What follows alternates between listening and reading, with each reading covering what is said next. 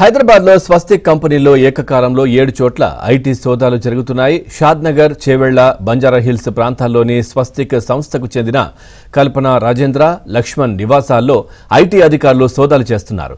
ఇటీవల స్వస్తిక్ real estate సంస్థ ఒక ఎంఎన్సీ కంపెనీకి 300 కోట్ల విలువైన భూమి అమ్మిందని సమాచారం. షాద్నగర్ లో జరిగిన భూ విక్రయంపై స్వస్తిక్ సంస్థ బ్యాలెన్స్ షీట్లో వివరాలు చూపలేదని ఆరోపణలున్నాయి. यहाँ पे सर यहाँ पे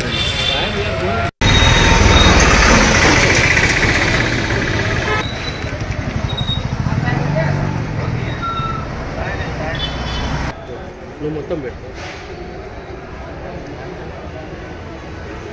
అన్నారన్న ఒకసారి విజువల్ కాల్తో బోలో ఆ ముఖ్య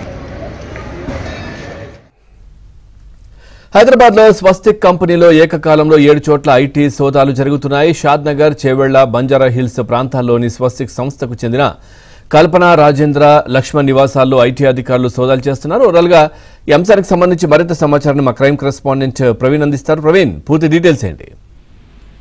ప్రస్తుతం అయితే మాత్రం 4 ప్రదేశాల్లో ఏకకాలంలో సోదాలు కంటిన్యూగా కొనసాగుతున్నాయి. హైదరాబాద్ లో బేగం బజార్ తో పాటు షాద్ నగర్ లో కూడా ఈ సోదాలు కొనసాగుతున్నటువంటి పరిస్థితి కనపడుతుంది. అయితే ఆ స్వస్తిక్ గ్రూప్ ఆఫ్ కంపెనీ పైన ఏకకాలంలో సోదాలు, ఎందుకంటే వీళ్ళు గతంలో ఇటీవల కాలంలోనే షాద్ నగర్ ప్రాంతంలో దాదాపు 300 కోట్ల విలువైనటువంటి ఒక ల్యాండ్ ను ఒక మల్టీనేషనల్ కంపెనీకు అమ్మకాలు చేశారు. అమ్మకాలు చేసిన తర్వాత ఆ ల్యాండ్ కి సంబంధించినటువంటి అమౌంట్ కావచ్చు అదంతా బ్యాలెన్స్ షీట్ లో చూపించలేదు.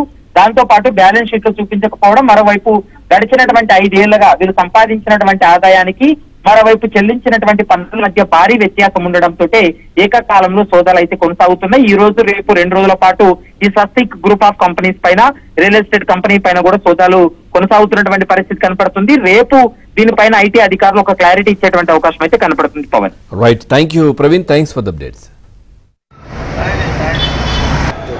మొత్తం పెట్టు